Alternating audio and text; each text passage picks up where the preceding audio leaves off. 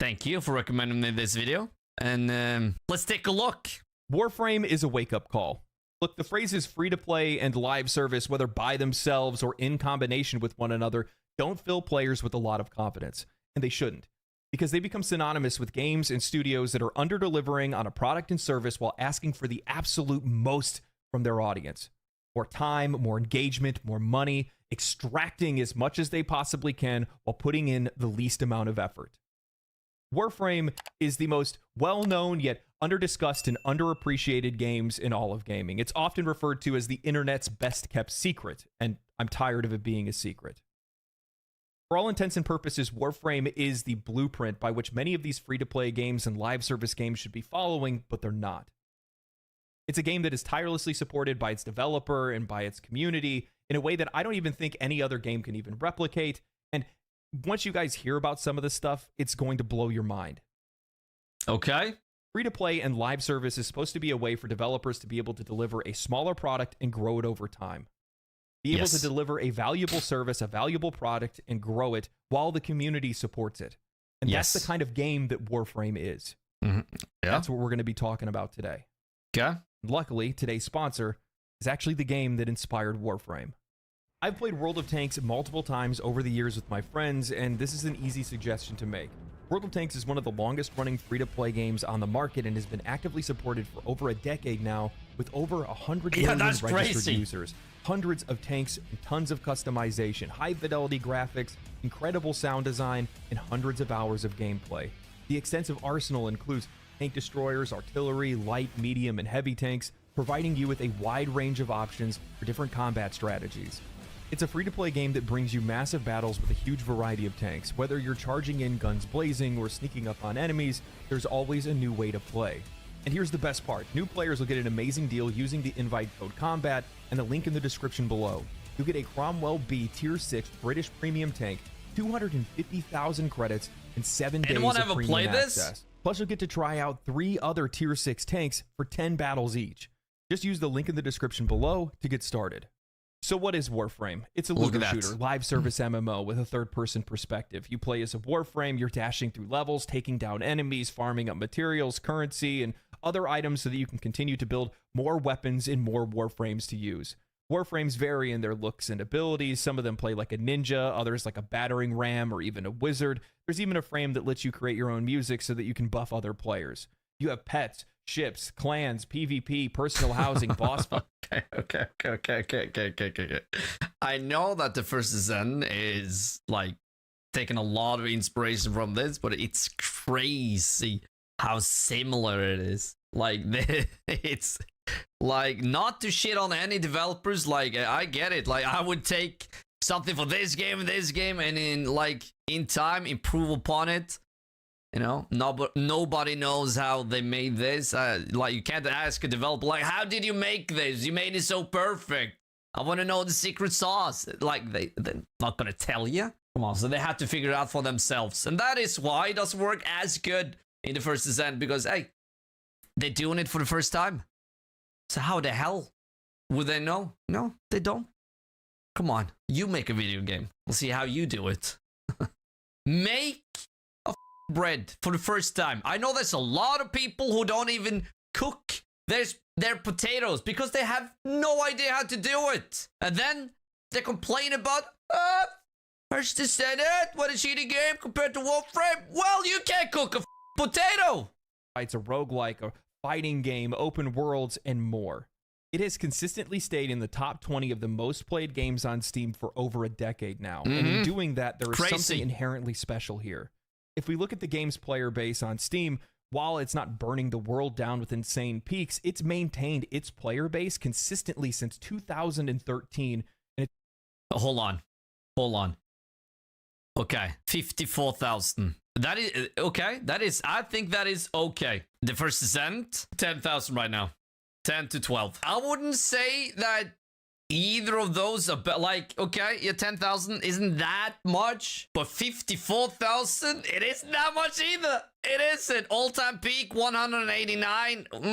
First Descent had over 200, but it's no competition. Warframe is doing it better, of course, but I mean, people are shitting on other games, but that's because they love that other game more. Like if you had, like if you love a game and then some other developer come and clone it, you know, and then you think, hey, they're cloning my game, and then doing it worse. I'm gonna hate this game forever now. I think that is what's going on in people's minds. I don't know. Like, I'm not that kind of person. Come on. Like, I'm like, come on. I mean, to compare this and the First Ascent, yeah, I'm bringing up those two because the First Ascent is getting too much hate because they're taking a lot of stuff from Warframe. I mean, Nexon haven't done this before. They haven't. And, you know, the world is in a completely different place and time than it was 10 years ago. Like now, like, you can't even say anything and then just, cancel! Even that word, like, what are you on? Making up words to make your life better? Yeah, I'm passionate about it, guys. There's so many stupid people out there. So small-minded. It's only continued to grow.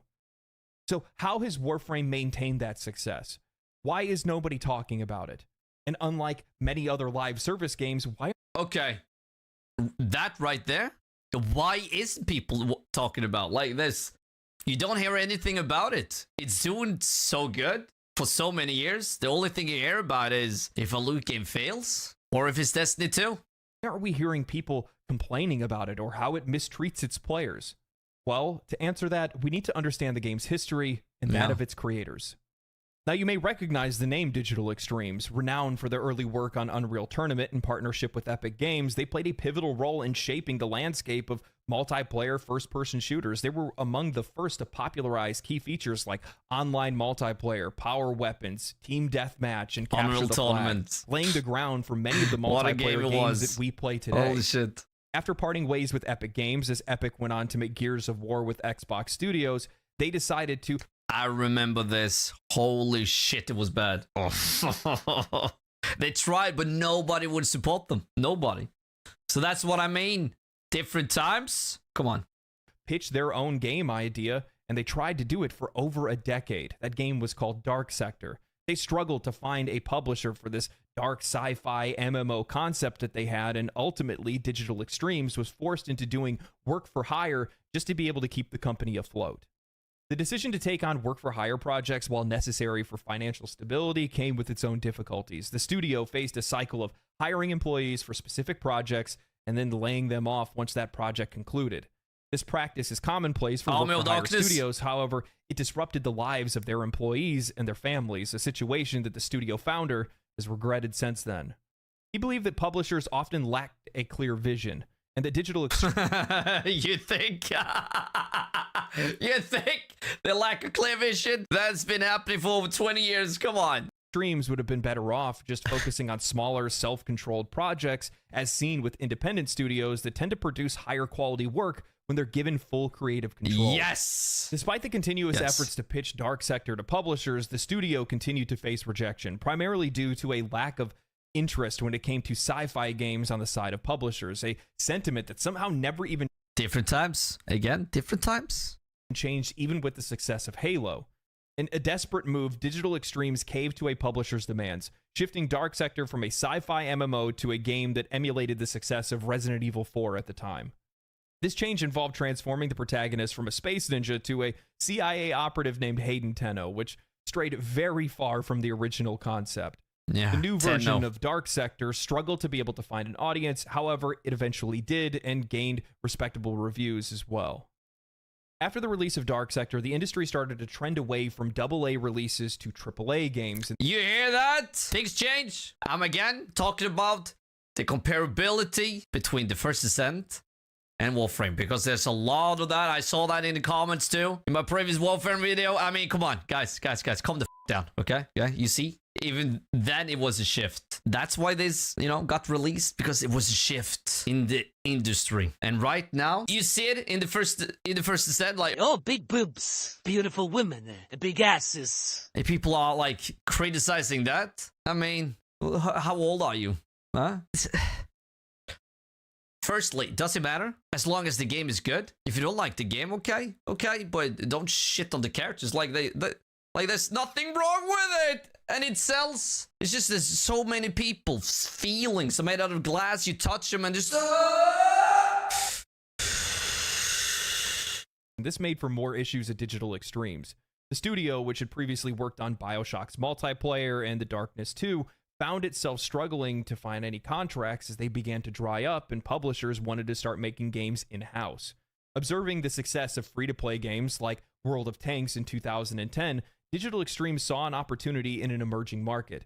They didn't see free-to-play as a way to be able to milk players. They recognized and saw the potential to be able to create something smaller and grow the game over time rather than trying to pursue a traditional release. Facing imminent financial collapse with only 12 months of funds remaining, Digital Extremes decided to pursue a long-held vision for what used to be Dark Sector, and then was now codenamed Lotus.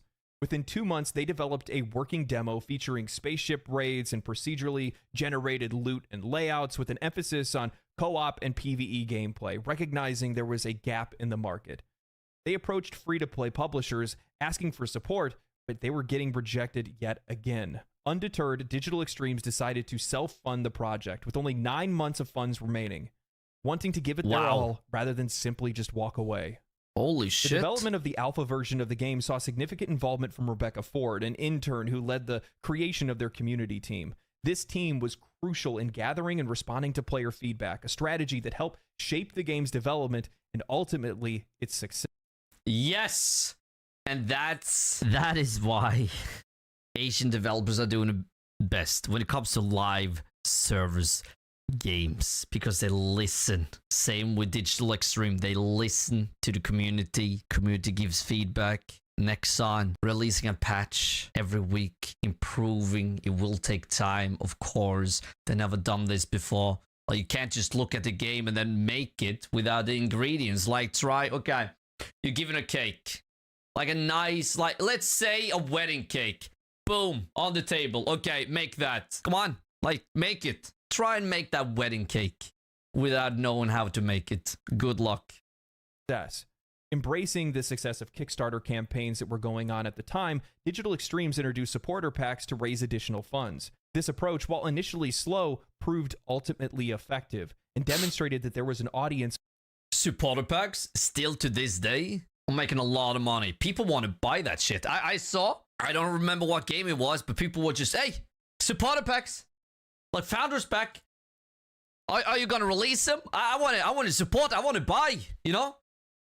Still to this day, doing good. Amazing. For selling. Their game. Thus, Warframe was born. A game over a decade in the making, who had faith in itself. Scorned by an industry, nobody else wanted to make it except for them.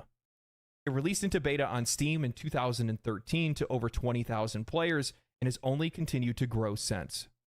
Over the years, I've come to realize that the vast majority of the studios that we grew up loving, the games that we grew up loving, the biggest studios and publishers that are out there all came from very similar humble beginnings, but the vast majority of them forgot about it. And the ones that don't end up being the ones that are the most loved and appreciated. Look at Larian Studios. Their story is almost identical to Digital Extremes. They started off making their own games to limited success. They did work for hire for a while just to be able to keep the doors open. When that industry started to dry up and move away, they went to go make their own game in Divinity Original Sin. They danced with bankruptcy, almost losing the entire studio, but they found an audience that wanted to support it, and now look at them. Exactly. And then they made a sequel, and now they're one of the top dogs when it comes to story games. Freaking amazing. It's heralded as one of the greatest games of all time. They blew up, as they deserve to do so. When I look around the industry right now, I see a lot of studios that are making games not because they want to make them, but because they're profit motivated. Purely profit motivated. Yep. They no longer look at players as... And then developers think, okay, what are we doing wrong? Why are people hating this? And then they come with reasons. And then the consumers are just like, that's not the reason. Are you blind? Like, look outside, okay? Look past your wallet. Look past your bank account. Like, come on. Make a game out of love. Make the game you want to play, not... Like, make a game like the type of game people want to play. Huh? Don't put shit on it and call it a day. Come on. Anything other than tools for making money, and that's it. Rather than looking at them for what they actually are, which is a means to be able to deliver a higher quality product, use their feedback and their information to be able to earn their money, and then by extension, make your game even that more popular. Because when players are happy, they tend to talk about it a heck of a lot more. And I've also noticed that games are a form of art, and without soul, there is no art. And in the case of games, I think a lot of players are starting to wake up and realize they can see it in your trailers, they can see it in your gameplay, they can see it when the soul isn't there. And when they know it's there and they see it's there, they're into that game. But when they don't see it, they don't want to have anything to do with it. And I think that's why we've seen a lot of games over the last few years fail. Digital Extremes started out with great intentions, to be honest with you. But that doesn't mean that they didn't make the same mistakes that many other free-to-play and live service games make time and time again, and that's with its monetization. But the difference is they learn from their mistakes. Mm-hmm. I don't think anybody can disagree with this. Recently, over the last few years, both live service and free-to-play games have permeated through every space in the entire gaming industry. Every single company wants their Fortnite, Counter-Strike, Genshin Impact, whatever it might be, and of course they would, because they draw in revenues that would make you wonder why anybody would ever want to make another full-priced game again. But with the introduction of free-to-play live service games, we've seen year over year, month over month, players are losing ground, losing choice, and losing their money. Free-to-play has become synonymous with cutting content and player achievement and putting a price tag on it. While the gameplay itself is free, the model has incentivized developers to paywall everything in the game or put in absurd time restrictions and hurdles for players to be able to overcome just so they can try to earn anything with their own time or their own skill. Studios today are incentivized to actively harm the player experience and lower the quality of the overall product, all in the name of higher profits. Yes. Digital Extremes was incredibly nervous about getting into free-to-play because they were afraid that they were going to do it wrong, and in fact, they did. At first, they started selling power, and it wasn't the reputation that they wanted to create for themselves. If that happened today, I don't think the game would have survived. Again, different times. At the creation of Warframe, you could double the capacity of your mod or skill tree slots in your Warframes. However, there was no way to be able to earn this in-game, and the only way that you could get it was by paying for it with real money. Oof. Early on, before the game's beta release, Digital Extremes saw the players' feedback regarding this issue and removed it and any other perceived pay-for-power microtransactions, vowing for fair monetization to be a core tenet of the studio moving forward. Hell yeah. In that move and other changes that they made due to their deep involvement in the early foundations of their games community, they fostered a positive community spirit and gained even more support. In an interview 6 years ago with Danny O'Dwyer of No Clip Documentaries, they mentioned how difficult it was for them to be able to find any marketing or visibility because at the time, nobody wanted to touch free-to-play games. However, the positive community that they had already started to culture, the fact that they had been listening to their community, ended up catching the attention of the late great commentator Total Biscuit, who came to cover the game and catapult its popularity into the mainstream. I think that this is one of the most... God damn, this game has changed over the years. Just think where the first Ascent will be in 5 years. God damn. Think where Warframe will be in 5 years. Damn. That's what I love about live service games and developers that care. Like, you can start from there and then go up here. It's a completely new game, which is amazing, especially if you follow it from the beginning. Same with Guild Wars 2. Like, it's like it started there and now it's just almost like a completely different games with all the stuff they've added. I love that. That is freaking amazing. And then you have Warzone. Valuable lessons for Digital Extremes or any company to learn, and it's that good things happen to good developers, especially those who treat their players as well as Digital Extremes and listens to their feedback. Game developers large and small need to recognize that they are providing a product and service to us, not the other way around. The expectation is on them to create a fun, fair, entertaining, and valuable experience in exchange for our money.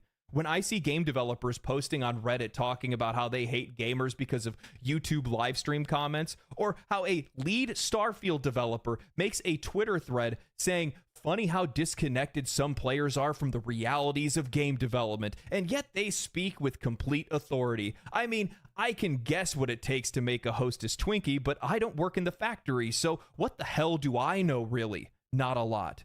And neither of these opinions that these people have are in the minority of opinions.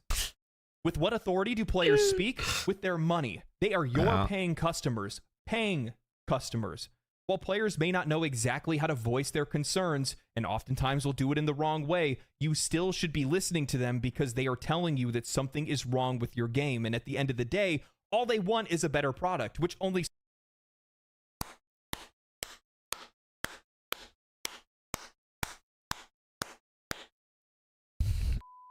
serves to make you more money in the end. We've seen developers stray from the side of players. However, how many developers have you seen remove a microtransaction from their game because players were using it too much?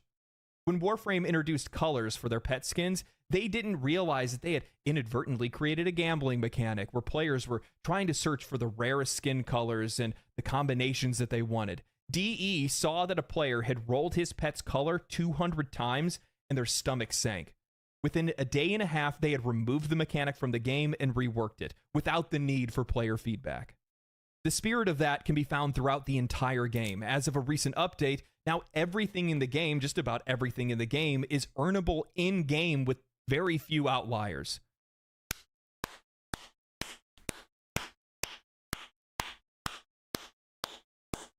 Warframe uses platinum as its in-game premium currency, and it's fully tradable.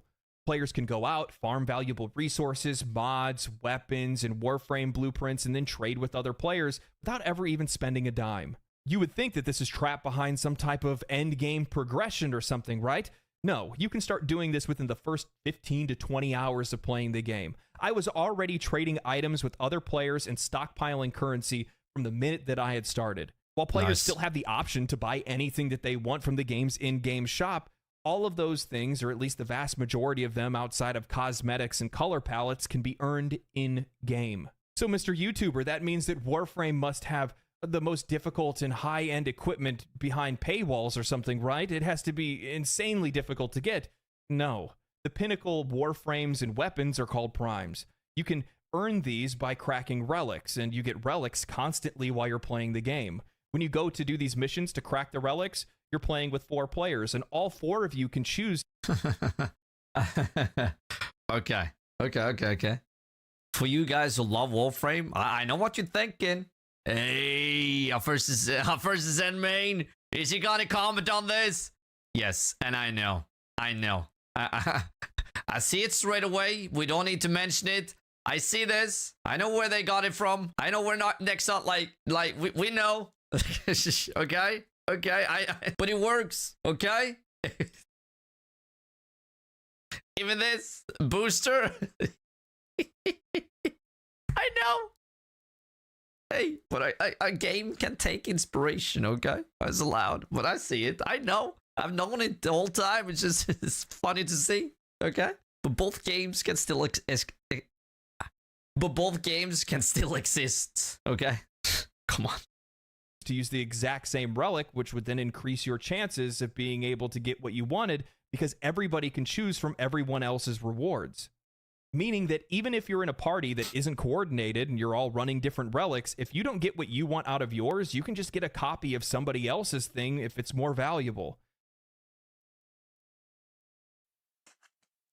Nixon, you seen this? Yeah. You gotta do something. Like, this is amazing. Yeah. Yeah. Turn off the stream. Yeah. Pull it up. This you gotta add. Yeah, hell yeah. Hell yeah. Yeah, right now. Do it. No. You can choose to get whatever you want. Every weapon, every frame, companion, and otherwise is at your fingertips. You can earn your way through Warframe without ever even spending a dime, and many players have. There is no time wasting in Warframe. And what's even more crazier is that, adding to this absurdity, they show players how not to spend money within their premium shop. If you go to their premium shop and look at any of the items available in it, next to every item, it tells you how to go earn that item in-game rather than spending money. They teach players how not to spend money in their shop. But that doesn't mean that players don't support the game. In fact, they do quite a lot, because by making things so accessible, giving massive discounts on their currency and things like that, being able to just get all the things that you want in the game by playing it, players just want to spend money on the game. Yes! Yes! We're not stupid! We know our game costs money to make. Of course, there's a select few who just... Free!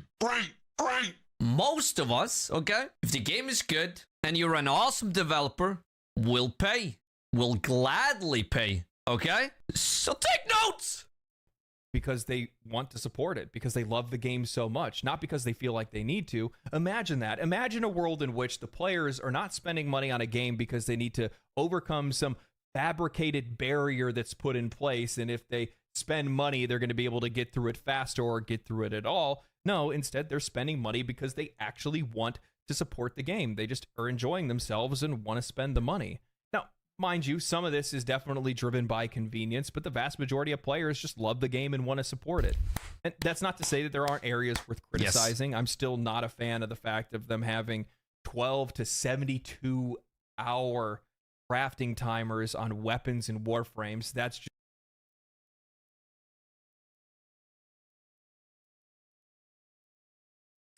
thought I heard something like some TFD player complaining about something. Huh. It's just too much. I don't know what else to say about it. It's just too much. And also, there's a big limitation on the amount of weapon and warframe slots, inventory slots that are available early on for players. That's something that in general just needs to get fixed. But the thing is that the longer you play the game, the less those things become an issue, because you have so many other things that you're working on, leveling up, playing as, farming for, while all these other things are building in the background that you really don't even notice it all that much. And while there's room for improvement, this is largely the most ethical live service game I've ever seen monetized. And I don't think any other game wants to try to compete on those terms. And they definitely don't want to compete on their content. Warframe's first turning point came when the game released on Steam, which marked a critical success and provided the studio with the necessary... Exactly, and no wonder Ubisoft released a game on Steam, huh? No wonder. I see it. We talked about Gooners, Warframe players. What the are you on? Huh? What are you on? The first Descendant. While I'm pressing pause, the first thing I see is a freaking ass. Are you stupid? Are you dumb? Look at it. Yeah, it's not a human. It's a Warframe. It's a frame. Guys, they're doing it too. You're just too blind because you love the game. That's what I'm saying. Stop with the Gooner shit. Warframe has it too.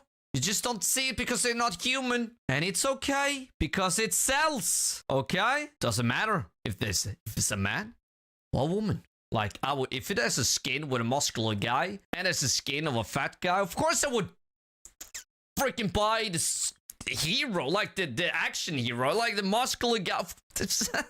Like, of course. How could a fat guy hop on that building, hop on that, roll around? No, it's not possible. Of course not. Like, you gotta work out. Like, body changes when you work out. So that, like, your stamina wouldn't handle it. Come on! When the game released on Steam, which marked a critical success and provided the studio with the necessary resources to be able to continue to support and develop the game. Unlike competitive shooters that can maintain an audience. Like, are we dumb? Come on. So many people are hating on the first Descent.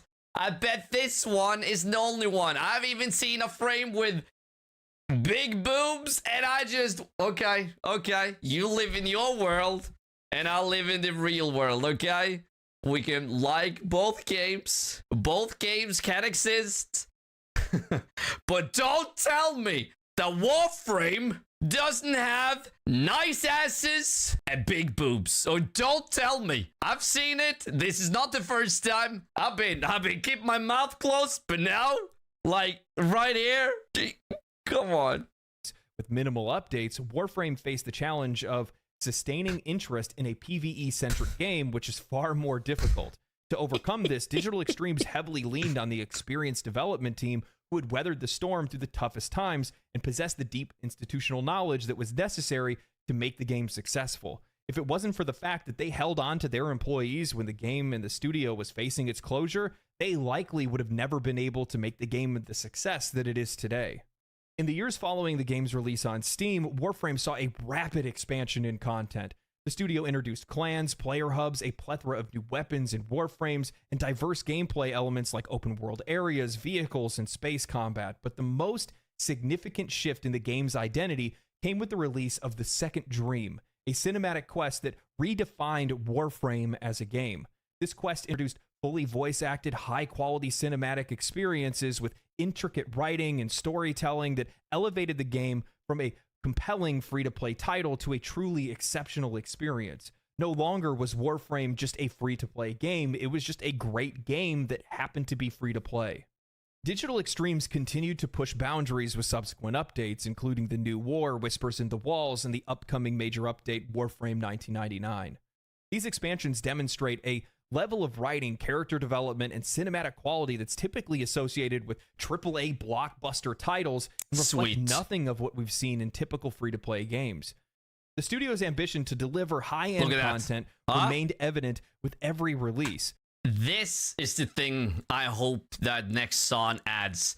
Like a completely out of this world gameplay experience that doesn't have anything to do with the game, the current game. Okay, something like this, just out of okay. Nobody will expect one day, but I hope that still Digital Extreme do what they do best, improve upon the game, like make great story, make great cinematics. You know, they're doing a great job so far. Further increasing the game's reputation among players, both new and old. That's what's made the Warframe that we have today. Hell yeah. One of the systems I was the most shocked by... It takes time to build a community. That takes time. That's just how it is. Was at one point, I unlocked what I can best describe as Sea of Thieves in space. You get a Railjack, a fully customizable ship that you can upgrade. It has multiple weapons that are controlled by other players in co-op. You hire NPCs to manage the ship. You fight other ships. You can board other ships, steal other ships, and raid enemy bases. While the feature didn't land well on release and it had its issues, what is available today is an absolute blast to play, and it feels like it's completely native to the game and like it could have been there from the start. In the landscape of live service and free-to-play games, many developers opt for the safe approach. I feel like we're watching too much. But now I feel like stuff is getting spoiled. Well, it's too late now. We're in it. Focusing on incremental updates and minor changes rather than undertaking any significant overhaul. This safe strategy often results in steady, gradual improvements, but most major additions and transformative changes end up being locked behind paid expansions, premium content, and microtransactions. Typically, free-to-play games and live service games will introduce minor tweaks, seasonal updates, and limited time offers to try to keep players engaged. Yeah. Warframe does the exact same thing. They're not charging the push to making big splatters engaged. Warframe does the... That is the shit way. Limited items. Come on. Even battle passes. Limited. You gotta finish it before the next season. Come on. Just make it available after season. We paid for it. That thing haven't changed yet is... I don't get it. Why people aren't speaking up louder. Like, you pay for it, and they did just remove it. Like, what? You paid for it. They taking your money, stealing it, they're removing it. Like... come on, you should be able to finish the battle passes you've bought. I mean, come on, you paid for it. That thing, I don't get why that, like, why gamers aren't louder, because that is one of the shittiest things about live service games. That is the battle passes are limited time until you can finish it, and it's gone. exact same thing. They aren't strangers to making big splashes with major updates, and all the while, they're not charging the players a dime. Other games with standard offerings can sometimes refresh the experience and provide new incentives to be able to log in, but they rarely bring the wide sweeping changes that might significantly alter the gameplay or narrative, making the game overall feel more stale. I'll give kudos to games like Fortnite, who often radically change their map, put in new modes, and give more ways for players to be able to express themselves in games, like even creating their own games within Fortnite. However, the vast majority of games don't do this, and in combination with that lack of risk, they often let go of the developers that got them to where they are in the first place, ignoring the players that got them to where they are in the first place. And as a result, they hollow out their experience, leaving them with nowhere to go. There's too much focus on monetization, and it's leading to a disparity between the expectations of the player and the financial outlook of the developer. Today, we have developers that are understaffed, underpaid, under a lot of pressure, under-delivering to their audience, while for some odd reason, the company is still expecting more money. You have CEOs that are out there projecting growing profit without investing in growing content. And their expectation is because you're playing, then you must be paying, and I'm sick of it. Look, just recently I saw with Apex Legends, the big drama that cropped up around it, where basically, long story short, developer goes in and makes it where you can no longer earn the next battle pass by completing the last battle pass, where previously you were able to. And they made these changes, gaslighting the player. And they added a second battle pass. So now you had 2 battle passes. Saying that it's because we're trying to deliver you guys a more valuable experience. We're doing it because we're trying to grow the game, and we're giving you guys more value. That's really what it is. When anybody with any base... Like, come on! Like I said, we're not stupid, okay? Don't treat us like kids. Come on. If you give us respect, we'll give you respect. Okay? And if you don't put the microtransaction in our faces and just make them more secondary, also earnable. For me, it's okay if you have some stuff like paid, like skins or whatever, but it would also be awesome if you could actually earn those skins or some other skins, because there's a lot of games where you can't earn any skins or very few, but then they have those paid ones, which are basically the best ones. And that stuff, that is rotten to the core. Diablo, everyone? Huh? This level of intelligence can see how insulting it is to say something like that when it's so transparently not that. And they're not the only developer doing things like that. You see it across the board. So many developers that are making minor changes to their game, but all of their focus is on their monetization. How else they can shift and move things around to make it where they can make more money and you get less out of playing the game. And in that, the only thing that you're serving to do is make an audience that isn't loyal to you, that is just waiting, frothing at the mouth at the chance to be able to jump onto the next game and get as far away from you as they possibly can. Warzone, sure, Activision. They're playing your game right now. Sure, it's popular right now, but that's because they don't really have another option, and there's nothing else right now that's that hot. So once there is something that hot that comes out, you're done. That's it. Players are a valuable resource, and you need to value them. They provide you with everything that you need to be successful, both creatively and financially. And if you use them the appropriate way, you can be huge, you can be massive. And while that's not the truth for every single game, because every single game is different, they have a different audience, they have a different use case, not everybody plays the same kind of games. When you value them, they keep you afloat. They help you grow. And in the case of Digital Extremes and Warframe, I don't think that there's another developer that's out there that appreciates their audience the same way or does the same things that Digital Extremes does with their audience. No. Except for maybe Larian Studios. Why did you guys have to go and create a community YouTube channel? And even more so, why am I not in it? I get it, like Duality and Co-Carnage are really cool, but like I made a lot of videos on Baldur's Gate. Come on, man.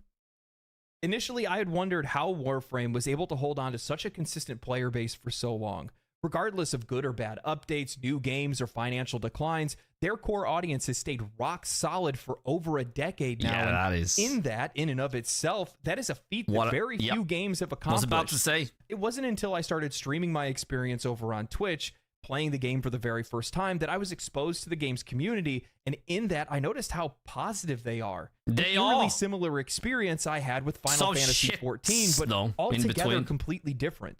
Many players have been playing the game since alpha. They've unlocked everything in the game, effectively beaten the game, logging thousands of hours. However, they are still logging in regularly, even daily. They are out there guiding new players and doing things that they've done thousands of times because they love the game that much. And I was curious where that comes from.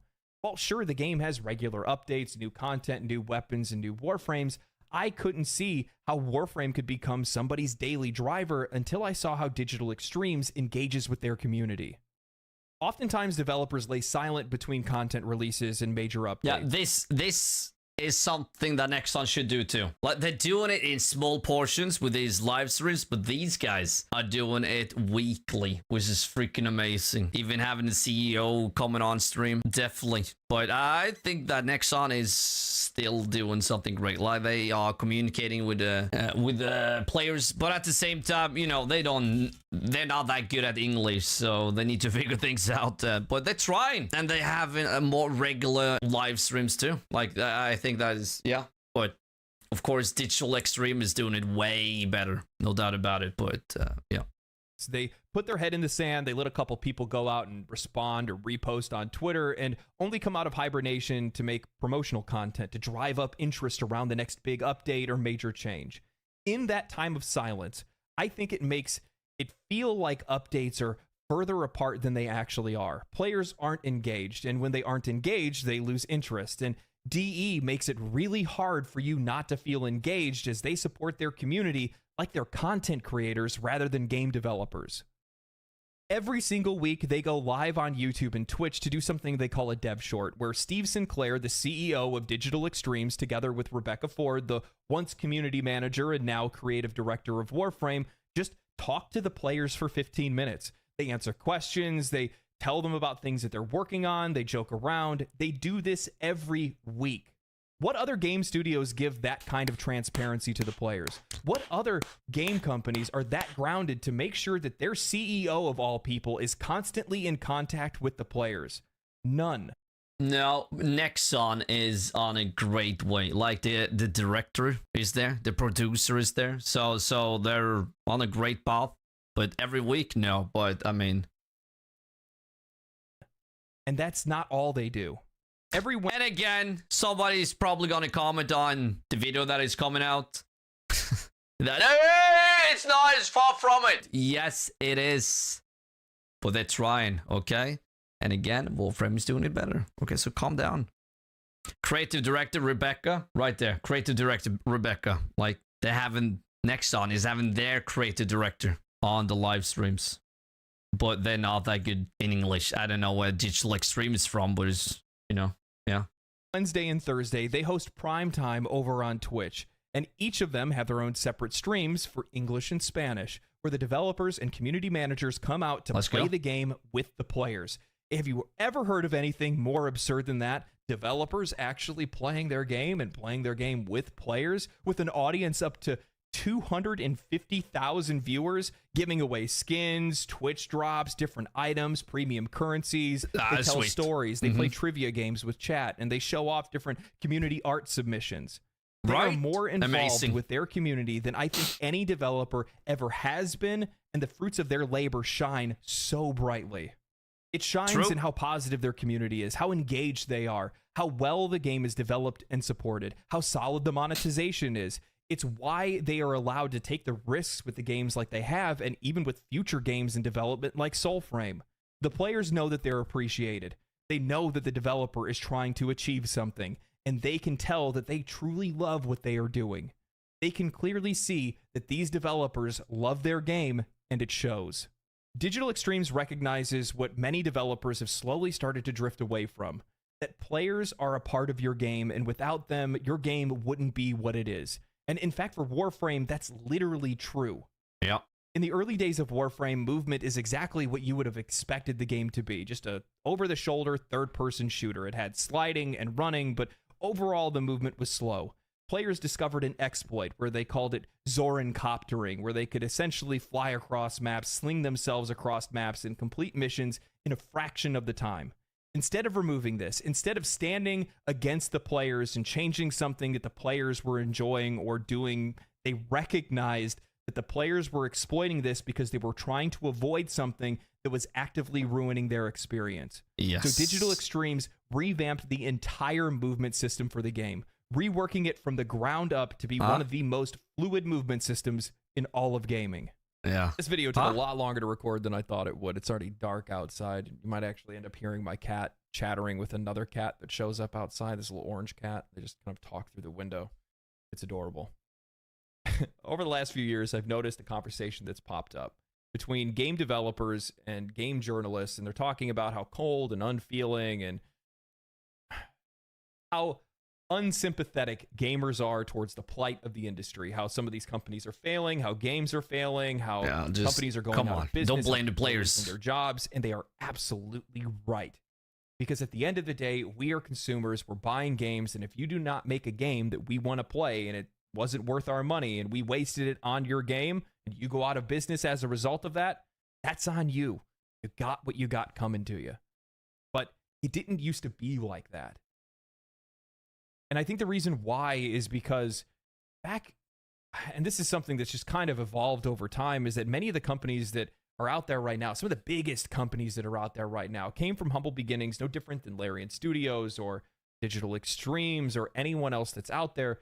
But when they were smaller, they felt like they were one of us because they were one of us. They were players that were making games because they wanted to make cool games for them to play and for other people to play. Exactly. Come as on. time went on and they got bigger and they made more money and they started selling out and literally selling. Okay, since he's talking about it, EA was a freaking awesome developer. Activision, always shit. Always. But EA was actually players first. But now, I don't know where to put EA and Activision. I think they're on the same stage, you know? Like, just...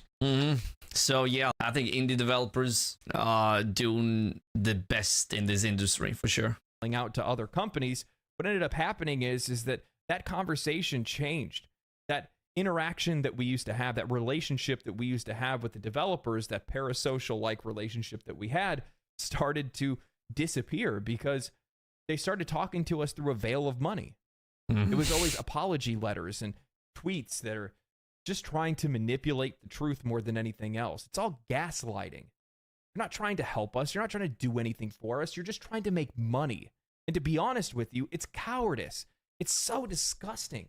Like, if you just want to make money, go make money, dog. Say you're doing it for it. I'd almost have more respect for a company that just laid their nuts out on the table and said, we're doing it because we want your money. Rather than trying to paint it in these colorful words to try to make it feel like they're our friends and really this is all just for you guys. That's not what it is. I think there's a lot to learn from a company like Digital Extremes, especially in the way that they stay connected with their audience. That level of connection brings in insane levels of endearment where the people that are playing the game just genuinely love the work that the people are doing because they like the people too. They like both things at the exact same time, and that's an awesome thing to have. My cat is freaking out right now. That's an awesome thing to have because players at the end of the day do want to be appreciated. We want to be heard. And the more we're heard and the more we're appreciated and the more that the game is actually worth our time and money, the more likely we are to continue to invest in that game and invest in future things that you do. However, the vast majority of the industry is really doing nothing other than creating unloyal fan bases. Sure, your game might be doing okay now, but and that means more hate, more toxicity, and everything in between. The minute that somebody else comes by, like Digital Extremes or something like that, that does the same things that they do, or better, your audience is gone. I think there's a lot to learn from this. I really do. That's the whole reason I make these wake-up call videos in the first place, is because I think there is a lot to learn from some of the best studios that are on the market, some of the best games that are on the market. And there's a ton of them. There is. And I plan on doing a ton of these videos because they're a lighthouse, an opportunity for those who have drifted too far away to finally see the light, come back to land, touch grass, and find out what players like, what players really want, and how to talk to players again. Anyway, I hope you guys enjoyed this video. Thank you guys for watching it this long. If you guys enjoyed the video, make sure you guys subscribe to the channel. If you like the video and want more people to see it, that was great. Like on the video. Follow me on Twitch if you guys want to see me play Warframe or other games and talk about video game news and all that good stuff. Outside of that, I'm going to take off. Stay cool, stay righteous, stay safe, my friends, and I will see you next time. Peace. Hell yeah. Guys, that is just great video and great points for sure. Like, that is, god damn it, guys, great points right there.